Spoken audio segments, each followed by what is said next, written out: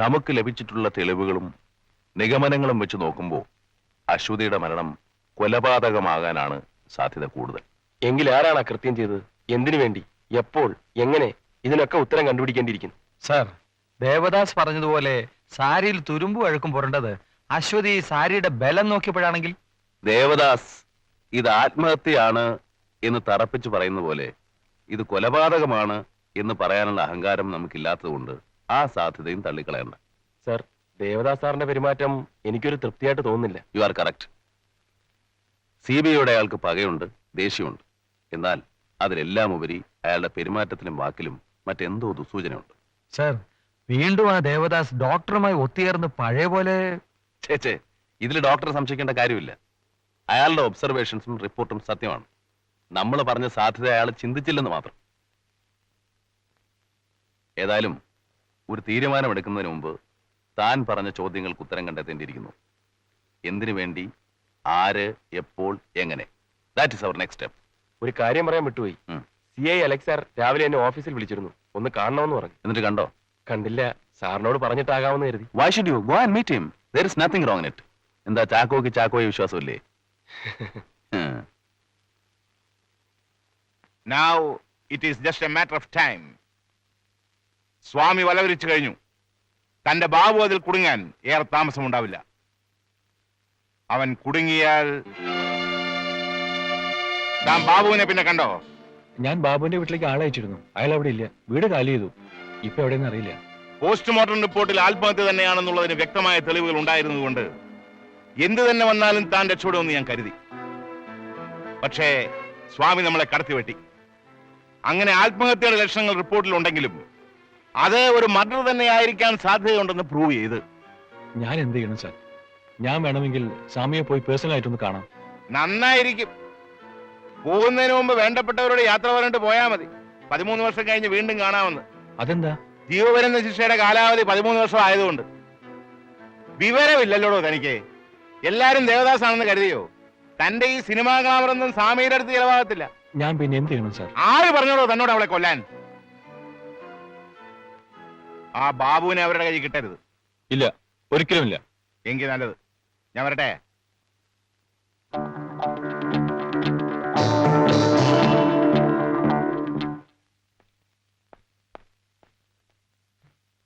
ഈ room number 102 എവിടാ? അവിടെ.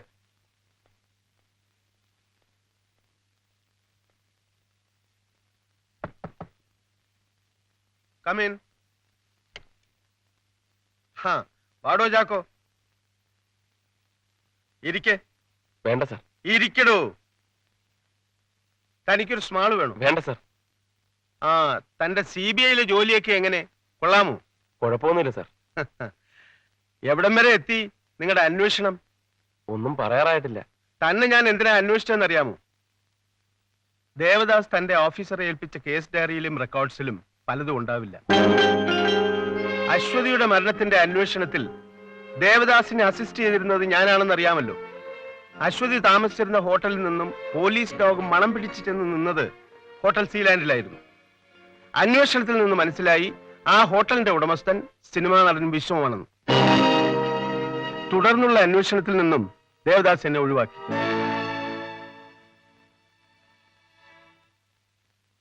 വിശ്വത്തെക്കുറിച്ച് ഞാൻ ചോദിച്ചപ്പോൾ അയാൾ എന്തോ ഒളിക്കുന്നത് പോലെ തോന്നി.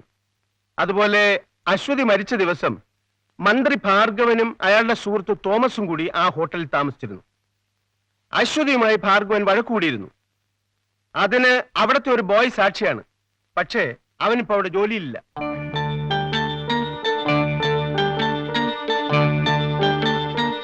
ഈ പറഞ്ഞതൊക്കെ അയാൾ തന്ന CD-യിൽ രേഖപ്പെടുത്തിയിരുന്നു. ഈ പറഞ്ഞൊന്നും കണ്ടില്ല സാർ. എങ്ങനെ ഉണ്ടാവാൻ? മന്ത്രി ഭാർഗവൻ അയാളുടെ സ്വന്തം ആളാ. വിശ്വമാണെങ്കിൽ പൊന്മുട്ടയിടുന്ന താറാവും. കുമാരപുരത്തെ ഓമനക്കൊല കേസിൽ തന്നെ ഒഴിവാക്കാൻ ഞാനാ ഉത്സാഹിച്ചത്. ഇപ്പോൾ തിരിച്ച് അശ്വതിയുടെ മരണത്തിൽ ആ കടം ഞാൻ വീട്ടി. Thank you sir. കുറെ പണവും പ്രമോഷനും മാത്രം ഉണ്ടായാൽ ജീവിതമാവില്ലല്ലോ. ഞാനിപ്പോ പഴയ അലക്സ് അല്ല ചാക്കോ. പക്ഷെ ആ മാറ്റത്തിന് ഞാൻ വലിയ വില നൽകേണ്ടി വന്നു. എന്റെ മകന്റെ ജീവൻ. ഫസ്റ്റ് ഇയർ എഞ്ചിനീയറിംഗ് പഠിച്ചുകൊണ്ടിരുന്ന അവൻ ഒരു ആക്സിഡന്റിൽ പെട്ട് മരിച്ചു. മറ്റുള്ളവർ എന്ത് ആശ്വാസം പറഞ്ഞാലും ശരി, ചെയ്ത പാപങ്ങളുടെ ശിക്ഷയായിട്ടാണ് ഞാൻ അതിനെ കരുതിയിരിക്കുന്നത്. ആ, എന്താ ചാക്കോ പൊയ്ക്കോളൂ. സ്വാമിയോട് എന്റെ അന്വേഷണം അറിയിക്കണം. ശരി സർ.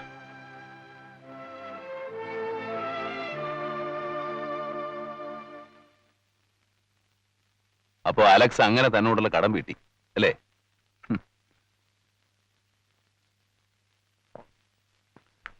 ലോകത്തിലെ സകല മനുഷ്യരിലും നന്മയുടെ അംശമുണ്ട്. ചിലരെ നിയന്ത്രണമില്ലാത്ത ആഗ്രഹങ്ങൾ കൊണ്ട് നശിക്കുന്നു, ചിലർ സാഹചര്യം കൊണ്ട്. ചാക്കോ, അലക്സ് പറഞ്ഞത് വേറെ ആരോടും പറയാൻ പോണ്ട. ആരെങ്കിലും അറിഞ്ഞാൽ പിന്നെ പാവം അയാൾക്ക് ഇരിക്കപ്പുറത്തും ഉണ്ടാവില്ല.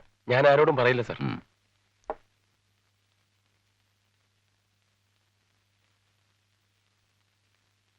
വിശ്വത്തെയോ ഭാർഗവനെയോ സമീപിക്കുന്നതിന് മുമ്പ് അതിലാർക്കാണ് അശ്വതിയുടെ മരണത്തിൽ വ്യക്തമായ പങ്കുള്ളതെന്ന് തെളിയണം.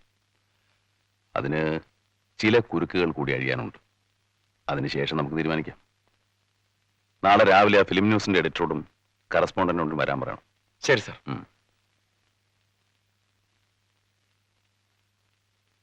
എന്താണോ ഇവർക്ക് നമ്മളോട് ചോദിക്കാനുള്ളത്? എനിക്കറിയില്ല. താൻ ഒരുത്തം കാരണമായി എനിക്ക് ഈ ഏടാകൂടം മുഴുവൻ ഉണ്ടായത്. ആ കാർക്കോടകൻ DYSPയുടെ വായിന്ന് രക്ഷപ്പെട്ടപ്പോ ഞാൻ വിചാരിച്ചു എല്ലാം തീർന്നു. ഇപ്പൊ ദേ വന്നിരിക്കുന്നു അടുത്ത കൂട്ടര്. അവനെ കൊണ്ടുള്ള ദ്രോഹം ഒരു 1500 രൂപ തീർത്തു. ഇനിയിപ്പൊ ഇവരെ കൊണ്ട് എത്രയാണാവും? 1500 രൂപ ആർക്ക് കൊടുത്തു? ആ ദേവദാസന്. കയ്യിൽ വാങ്ങിച്ചില്ല, കൊടുപ്പിച്ചു. ആർക്ക് കൊടുത്തു? ടൂറിസ്റ്റ് ടാക്സിക്ക്. അവന്റെ സ്വന്തക്കാരോ മൂകാംബിക്ക് പോയതിന് കൂലി കൊടുത്തു ഞാനാ. ആഹാ, അത് ശരി. ഇതിനിടയ്ക്ക് അതും സംഭവിച്ചോ? ഇനി ഈ CBI-കാരെങ്ങാനും തിരുപ്പതിക്ക് പോകണമെന്ന് പറഞ്ഞാൽ ഞാൻ കുഴഞ്ഞു പോവുകയുള്ളൂ. ആരാ കുറുപ്പെ തിരുപ്പതിക്ക് പോകുന്നത്? അല്ല, അത് പിന്നെ ഞങ്ങള് ഈ പ്രശ്നമൊക്കെ തീർന്നിട്ട് തിരുപ്പതി പോകാനെ തൊഴാൻ പോണ കാര്യം പറയായിരുന്നു. പ്രശ്നം തീർക്കണോ വേണ്ടോ എന്ന് തീരുമാനിക്കാൻ അകത്താളുണ്ട്.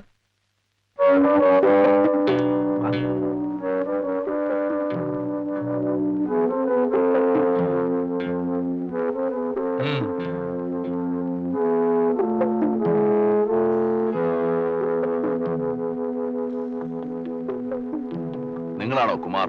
അതെ സർ. നടൻ വിശ്വത്തെക്കുറിച്ചുള്ള ലേഖനത്തിന് ശേഷം അടുത്തത് ആരെക്കുറിച്ചാണെന്ന് അശ്വതി പറഞ്ഞത്?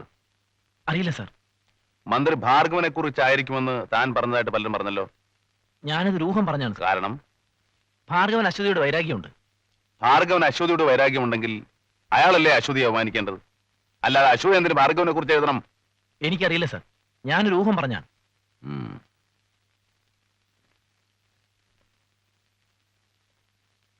ഇതുവരെ പുറത്തു വരാത്ത എന്തെങ്കിലും രഹസ്യം ഭാർഗവനെ കുറിച്ച് അശ്വതിയുടെ പക്കലുണ്ടായിരുന്നു? അതെനിക്കറിയില്ല സർ. തനിക്ക് വല്ലതും അറിയാവോ? എനിക്ക് ആരെക്കുറിച്ച് ഒന്നും അറിഞ്ഞുകൂടാ സർ. എന്റെ ജോലി അകത്താ. പുറത്തെ ജോലി മുഴുവൻ ഇവനാ നോക്കുന്നത്. ഏതായി ഹോട്ടൽ സീലാൻഡ്? അതിവിടെ ഈ ഹോട്ടൽ പ്രസിഡന്റിലാണ് സാർ അശ്വതി. ഹോട്ടൽ സീലാൻഡിന്റെ കാര്യമാ ചോദിച്ചത്. അത് നടൻ വിശ്വത്തിന്റെ ഹോട്ടലാണ് സാർ. പക്ഷേ അത് അയാളുടെ പേരിലൊന്നും അല്ല സാർ. ചാക്കോ,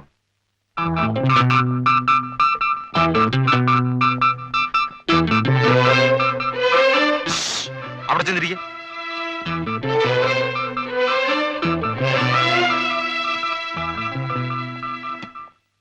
ചാക്കോ, ആ മരിച്ചുപോയ തെരുവ് നാടകക്കാരൻ രാജേന്ദ്ര ബാബുവിന്റെ ഭാര്യയോ അടുത്ത ബന്ധുക്കളോ സുഹൃത്തുക്കളോ ആരെങ്കിലും ഉണ്ടോ എന്ന് അന്വേഷിക്കണം. Yes sir. ഉടൻ വേണം. വിശ്വത്തെയും ഭാർഗവനെയും ഒരുപോലെ സംശയിക്കാൻ കാരണങ്ങളുണ്ട്. ഇവരിൽ ആരെക്കുറിച്ച് ആദ്യം അന്വേഷിക്കണം?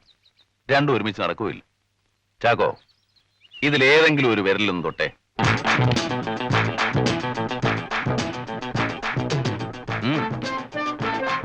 Bhargavan. Good. We will follow Bhargavan first. Yes sir.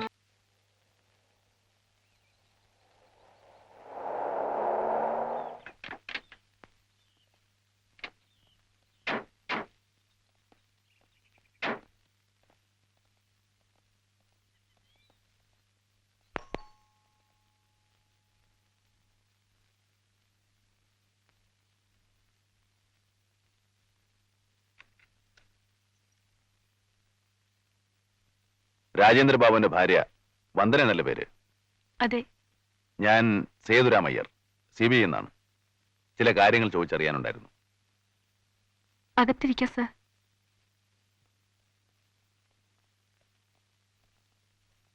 ഇരിക്കണം സർ. സിനിമാ നടി അശ്വതി അറിയുമോ? അറിയും. എങ്ങനെ? ബാബുവിന്റെ സുഹൃത്തായിരുന്നു. ബാബു കുറെ കാലം മുമ്പ് സിനിമാ സംവിധായകനായിരുന്നു അല്ലേ? അതെ, നിങ്ങളോ? ഞാൻ ആർട്ടിസ്റ്റ് ആയിരുന്നു. അന്നുള്ള പരിചയമാണോ അശ്വതിയുമായിട്ട്? ഉം. വളരെ ദുരൂഹമായ സാഹചര്യത്തിലാണ് അശ്വതിയുടെ മരണം സംഭവിച്ചിരിക്കുന്നത്. വന്ദനയുടെ ഭർത്താവ് രാജേന്ദ്ര ബാബുവിന്റെ മരണത്തെക്കുറിച്ചും വിവാദങ്ങളുണ്ട്. രണ്ടിലും മുൻ മന്ത്രി ഭാർഗവന്റെ കൈയുണ്ടെന്ന് പറയപ്പെടുന്നു. വന്ദനയുടെ അഭിപ്രായം എന്താണ്? ഉണ്ടായിരിക്കാം സർ. കാരണം ബാബു തന്റെ നാടകങ്ങളിലൂടെ മന്ത്രി ഭാർഗവനെ എതിർത്തിരുന്നു. അതുകൊണ്ടാവാം. അതുപോലെ മാസികയിൽ അശ്വതി അയാളെക്കുറിച്ച് എഴുതുമോ എന്ന് ഭയന്നായിരിക്കാം. ഭാർഗവനെ കുറിച്ച് അശ്വതി എന്തെഴുതാനാ? ബാബുവിന്റെ തെരുവ് നാടകം, അതുകൊണ്ട് ഭാർഗവനുണ്ടായ വൈരാഗ്യം, തുടർന്നുള്ള ബാബുവിന്റെ മരണം, അശ്വതിയുടെ എതിർപ്പ്, അയാളുടെ രാജി, ഇതൊക്കെ ജനങ്ങൾക്കറിയാവുന്ന കാര്യങ്ങളല്ലേ? അതേക്കുറിച്ച് പിന്നെ എന്തെഴുതാനാ? ബാബു ഭാർഗവനെ എതിർക്കാൻ കാരണം എന്താ? അയാൾ അഴിമതിക്കാരനായിരുന്നു. അഴിമതിക്കാര് വേറെയുമില്ലേ? അപ്പൊ ഭാർഗവനെ മാത്രം എതിർക്കാൻ കാരണം എന്താ? അത് അത് അശ്വതി ആത്മഹത്യ ചെയ്തതാണെന്ന് വന്ദന കരുതുന്നുണ്ടോ? ഇല്ല. കൊലപാതകമാണെങ്കിൽ കുറ്റവാളിയെ കണ്ടുപിടിക്കണ്ടേ? വേണം.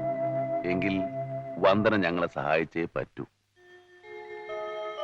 വന്ദന പറഞ്ഞതുപോലെ ഭാർഗവനെ കുറിച്ച് അശ്വതി എഴുതുമെന്നുള്ള ഭയം കൊണ്ടാണ് അത് ചെയ്തതെങ്കിൽ മുമ്പ് പറഞ്ഞ കാരണങ്ങൾ കൂടാതെ ഭാർഗവനെ കുറിച്ച് മറ്റെന്തെങ്കിലും രഹസ്യങ്ങൾ കൂടി അശ്വതിക്ക് അറിയാമായിരുന്നിരിക്കണം. അശ്വതിക്ക് അറിയാമായിരുന്ന എന്തോ രഹസ്യം വന്ദനയ്ക്കും അറിയാം. Please tell us. എനിക്കൊന്നും അറിഞ്ഞൂടാ സർ. അശ്വതി തന്നെ പരസ്യമാക്കാനിരുന്നതല്ലേ, പിന്നെ ഇപ്പൊ ഞങ്ങളോട് പറഞ്ഞാലെന്താ? പറയൂ പറയൂ. പ്രതിയോട് കൂറുള്ള ഒരാളാണ് ഇങ്ങനെ പെരുമാറുന്നതെങ്കിൽ അത് മനസ്സിലാക്കാം. സ്വന്തം ഭർത്താവിന്റെയും അടുത്ത കൂട്ടുകാരുടെയും മരണത്തിനിടയാക്കിയ ആളെ അന്വേഷിച്ചിറങ്ങിയ ഞങ്ങളോട് എന്തിനായി ഒളിച്ചുകളി?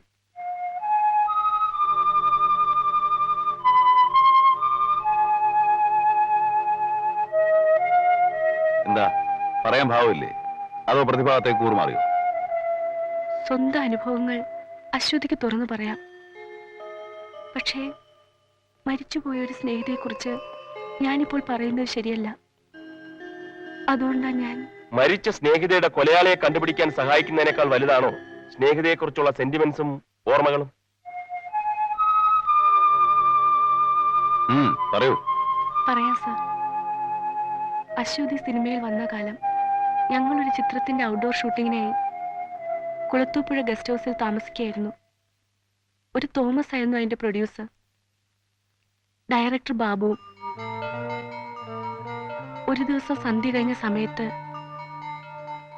ഒരു നിലവിളി ഞാൻ കേട്ടു.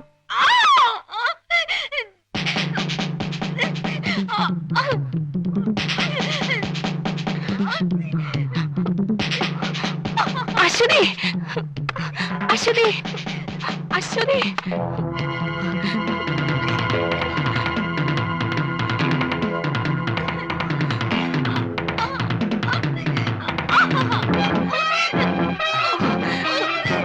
അശ്വതി,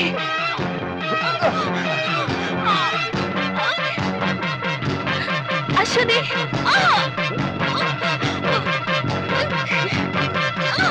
അശ്വതി, അകത്ത് അശ്വതി. അവളെ വന്ദന ഇങ്ങ് വന്നേ. വാ ഇങ്ങ് വന്നേ. വാ പറയട്ടെ.